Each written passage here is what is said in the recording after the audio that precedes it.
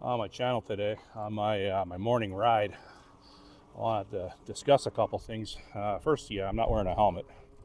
I'm just on a pass system right now, and rarely do I ride without a helmet on, but I just felt like changing it up today. So if you've been watching Toronto news, I don't recommend you do it, but if you do, you're going to notice that there are a lot of edged weapons attacks going on within the city.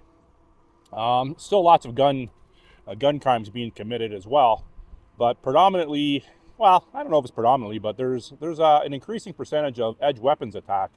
Yesterday I did a video on my morning ride near my house, a few blocks away from my house, whereas a 55-year-old man got stabbed at Runnymede St. Clair in the west end of Toronto, and around between 3 and 4 a.m. yesterday. So they reported on the news that they apprehended the person that they suspected of doing it. It's a 42-year-old man. They didn't show pictures of either person or release either names of the victim or the assailant at the time of me doing this video. So kind of irrelevant, anyways. But and then there was a woman, a 30-year-old woman, stabbed closer to the downtown core yesterday, around the same time or a little later in the morning. And they're both in hospital. I didn't hear the status of the woman, but the man that got stabbed in my neighborhood, he apparently is in critical condition. So, yeah, so lots of that going on, and that's going to lead me into to what I want to discuss now.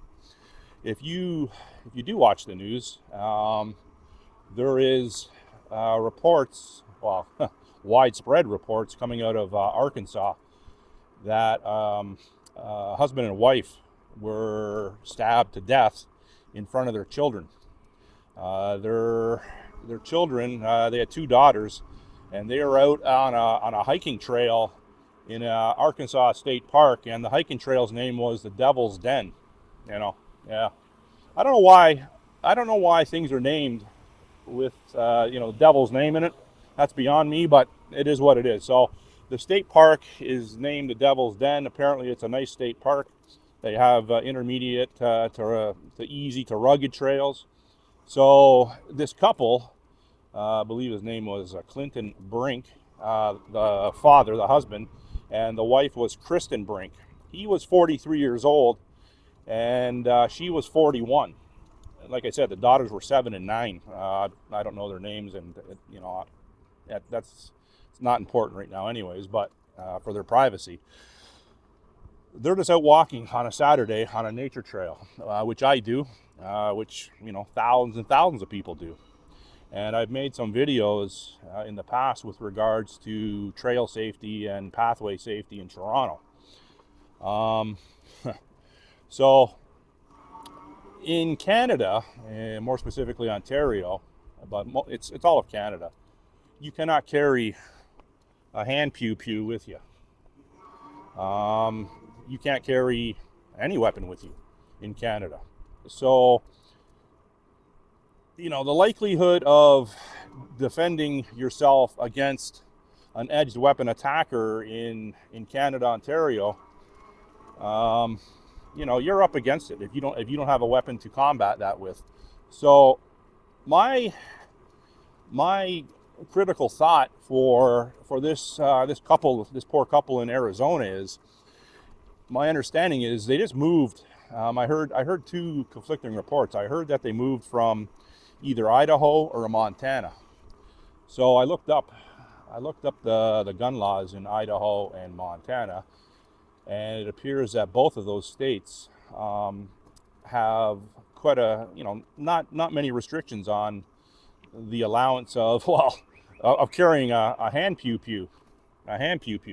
So in I believe it was Montana, no, sorry, I think it was Idaho.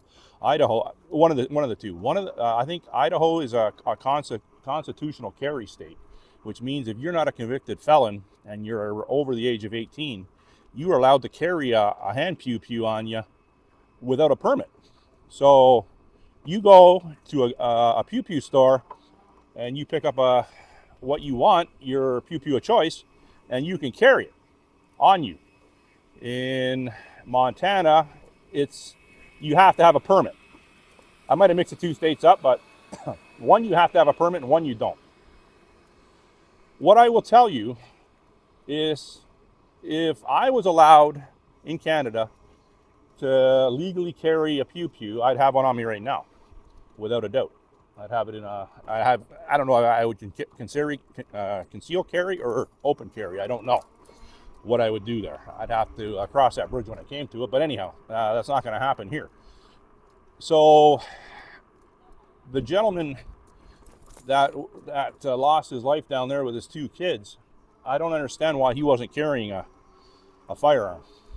I know people think that are anti-firearm, like, well, we don't need firearms. Well, that's complete bullshit in today's society. Complete bullshit. And it's been like that forever.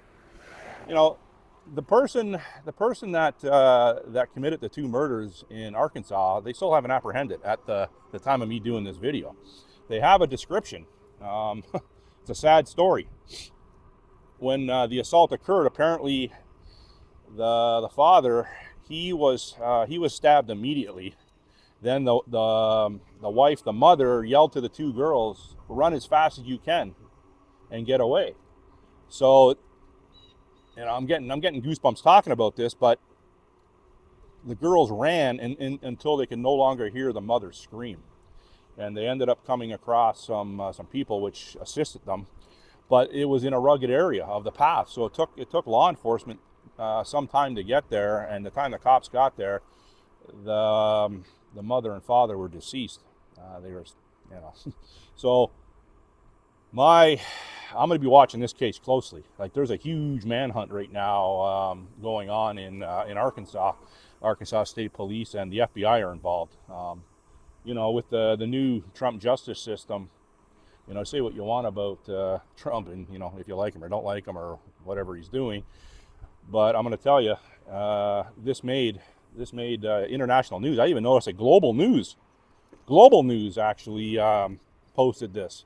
So it's a very heartbreaking story. So getting back to the description of the person, so the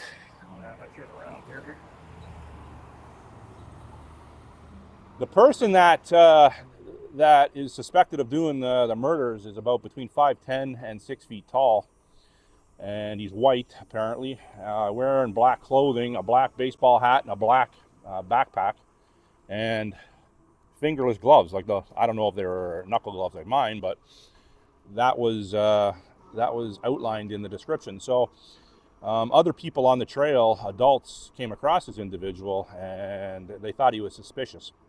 So then after the murders, he went back to his car. He was driving a black four-door car, a sedan, and with the license plate taped over with duct tape of some sort. So obviously this guy knew what he was doing, because he knew there was going to be cameras and tracking his plates. But I'm pretty confident they're going to catch this guy, and I hope they catch this guy. You imagine killing someone, two parents, in front of their two little girls? Like, this is it doesn't get much more heinous than this. So the sooner they catch this piece of shit, the better. And I hope, well, you know what? I hope they actually capture him alive, because let's find out what this guy's all about. And if it's not what the government wants us to find out, well, then we won't know, because that's the way the government rolls. Another thing that happened in the news that's making international news too, not on mainstream media, is the attacks of those people in Cincinnati, Ohio, that were attending a jazz festival. It was a white couple, and I watched the video from several different sources, and not on mainstream media either. I think Fox News, well, I know Fox News is reporting it, but the mainstream media is sweeping it under the rug because it doesn't fit their narrative. And the narrative is that, by my estimation, a couple white people were drunk, and they got into an altercation with some black people, and then the black people curb stomped them, essentially. They got stomped out, including the woman got knocked out cold by a guy. He sucker punched her and knocked her out cold, and her head hit the concrete. She could have died. regardless, they're going to have lifelong physical and lifelong mental trauma from this attack.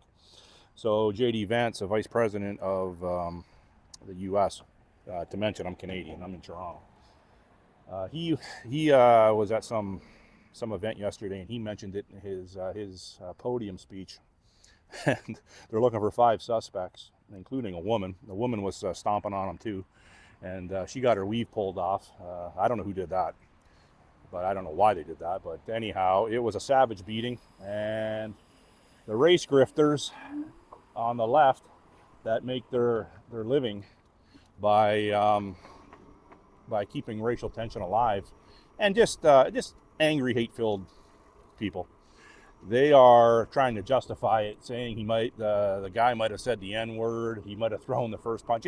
That's always the way it goes, anyways. Like, even if that isn't the case, that's what they're gonna say.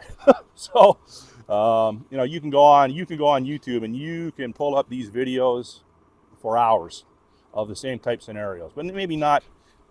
I don't know. You could.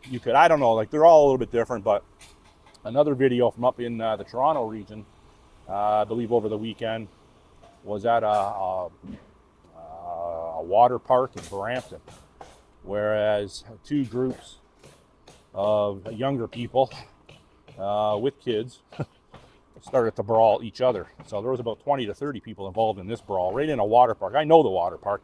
I've been to it, but I haven't been there in years, and I have zero desire to go there. I have zero desire to go to any public function, to be honest with you. So that's it's not besides the point. It all ties in. You go to these public events, and there's people that are violent people at a young age. Like in this video of the water park incident, there was actually like kids below 10 years old wanting to get involved in the fight with adults. So it's it's obviously not funny. It's just I put in, I guess, a bit of a nervous laugh. It's disgusting. It's disgusting. And society, mostly in liberal-run cities, provinces, and countries, this sort of behavior is being manifested because of the environment that's being purposely created, number one, and number two, that the legal system is getting progressively more geared to protect the assailants as opposed to the victims. So there's people that are going to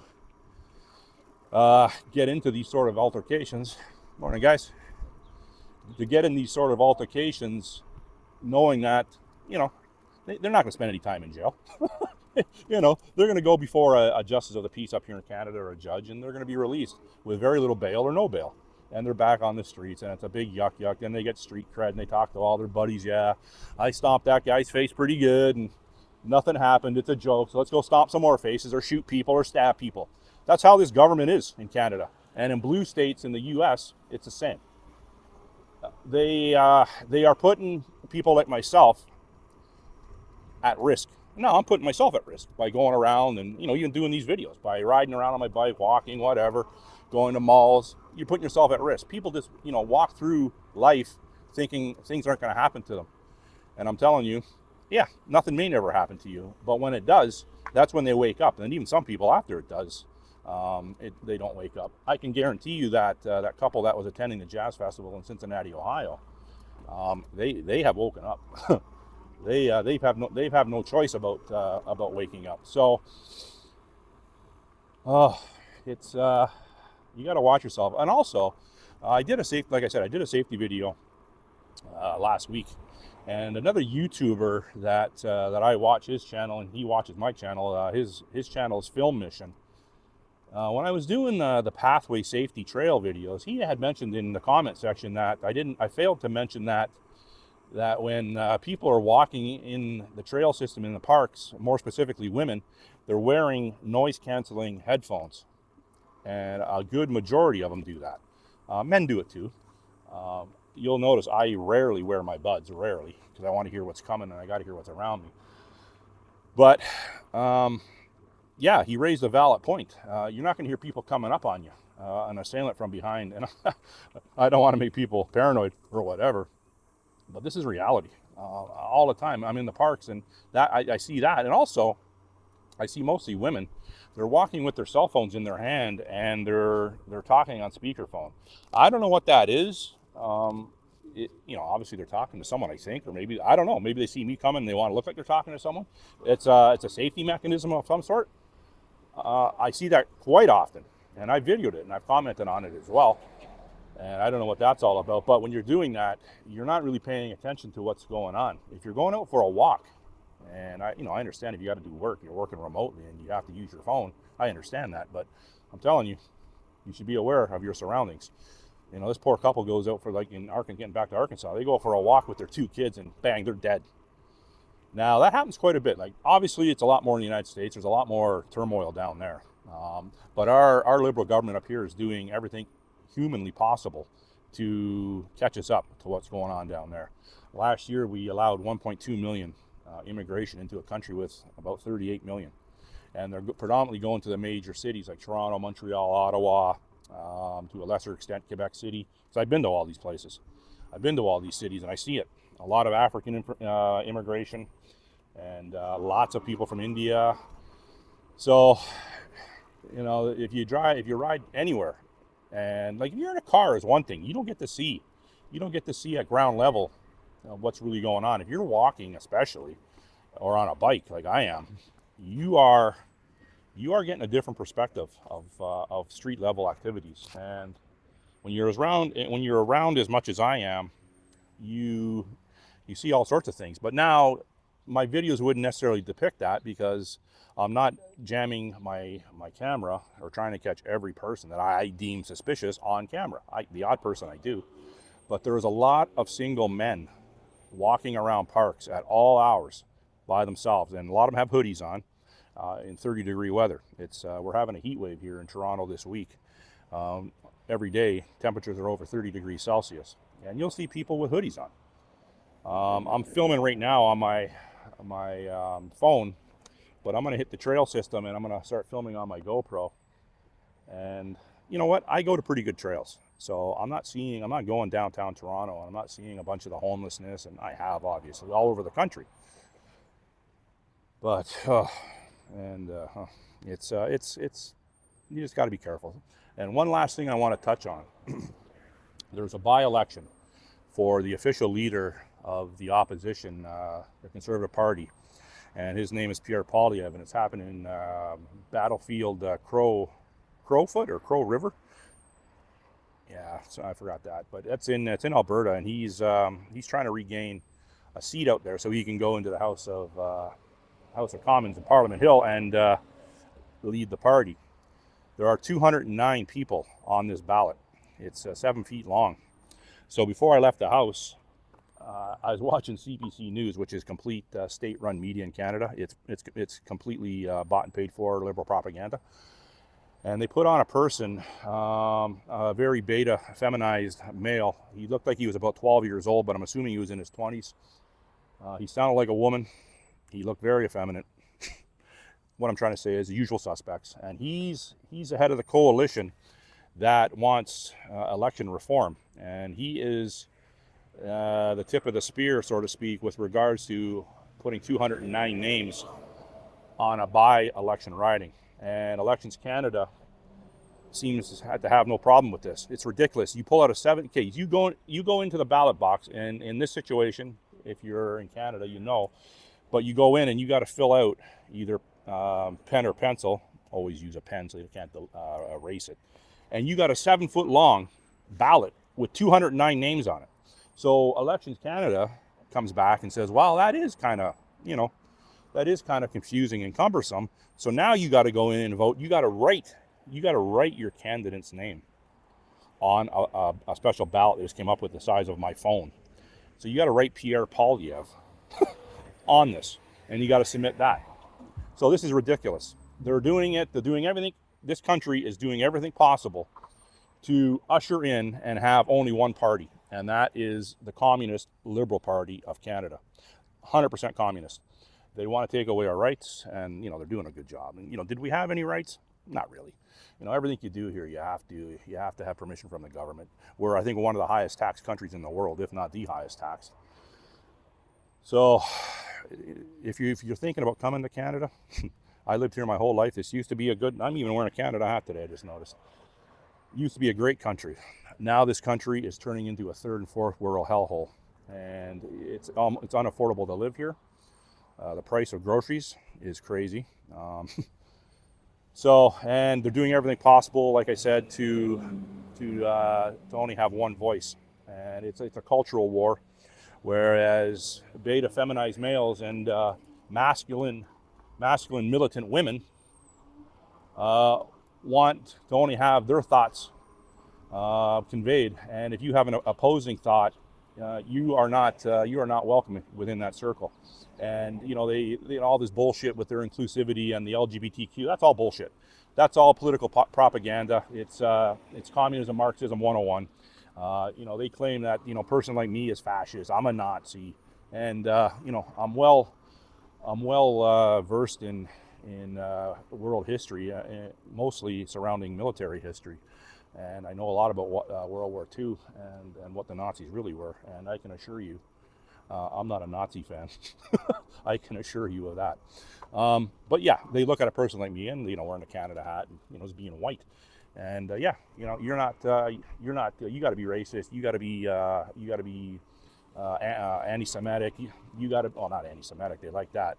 You got to be Islamophobic. You got to be homophobic. And you know what? Hey, listen. I don't got a problem with any of that. Well, I do with a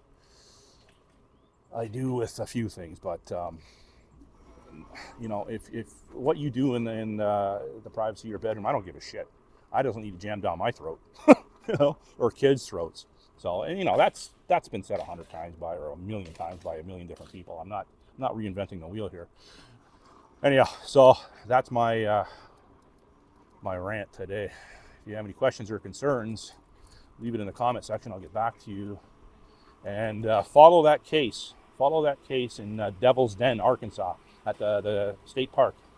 I want to see that come to a conclusion with the apprehension of that perpetrator, because he's a real. They don't come much more evil than that. Enjoy the rest of your day. Thanks for watching.